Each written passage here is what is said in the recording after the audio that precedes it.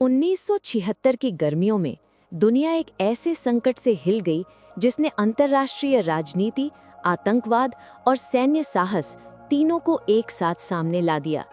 27 जून को air France का flight 139 तेल अवीव से उड़कर एथेंस और फिर पेरिस जाना था, लेकिन विमान एथेंस से उड़ने के बाद ही 2 फिलिस्तीनी और 2 जर्मन आतंकवादियों ने उसे हाईजैक कर लिया। उनके हाथों में हथियार थे और उनकी मांगे खतरनाक। इजराइल और कई अन्य देशों को अपने अपने जेलों में बंद फिलिस्तीनी कैदियों को रिहा करना था। विमान को जबरन अफ्रीका के युगांडा ले जाया गया। एंटेबे एयरपोर्ट, जहां उस समय सैन्य तानाशाह इडी अमीन का शासन था, आतंकवादियों को खुला समर्थन दे रहा था। 106 यात्री और क्रू अब एक अजीब और डरावनी दुनिया में फंस चुके थे।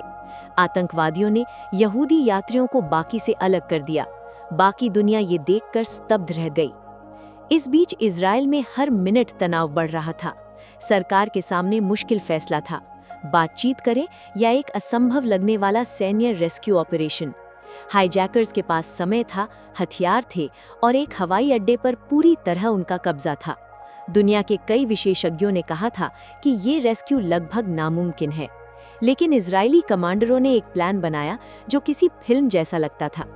2500 किलोमीटर दूर दुश्मन के इलाके में उतरकर कुछ ही घंटों में बंधकों को बचाकर और वापस उड़कर निकल जाना।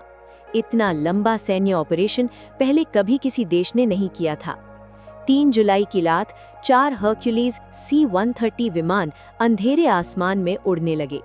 इनमें इजराइल डिफेंस फोर्सेस की एलीट कमांडो यूनिट सैरत मतकल के सैनिक थे। उनकी योजना थी कि वे इडी अमीन की काली मर्सिडीज जैसी ही एक कार लेकर अंदर पहुंचेंगे, ताकि सुरक्षा गार्ड उन्हें राष्ट्रपति का काफिला समझें। एंटेबे पर उतरते ही ऑपरेशन शुरू हो गया। पहली गाड़ी तेजी से टर्मिनल की ओर बढ़ी, जहां बंधक रखे गए थे। जैसे ही आतंकवादियों ने हलचल देखी, गोलियां चलने लगी। कमांडो ने कुछ मिनटों में मुख्य हॉल में धावा बोला और बंधकों को सुरक्षित बाहर निकालना शुरू किया। ऑपरेशन इतना तेज था कि कई बंधक विश्वास ही नहीं कर पा रहे थे कि क्या हो रहा है। पूरे एयरपोर्ट पर होते मुकाबले में इजरायली कमांडो ने लगभग सभी आतंकवादियों को मार गिराया। युगांडा की सेना ने भी हमला किया, लेकिन कमांडो ने उन्हें रोक लिया। सिर्फ 90 मिनट में पूरा ऑपरेशन पूरा हो गया। 102 बंधकों को सुरक्षित निकाल लिया गया। ये दुनिया के इतिहास में सबसे दूर और सबसे सफल हॉस्टेज रेस्क्यू मिशन माना जाता है। लेकिन इस जीत की एक पीड़ा भी थी। टीम का कमांडर योनाथन नेतन्याहू अभियान के दौरान शहीद हो गया।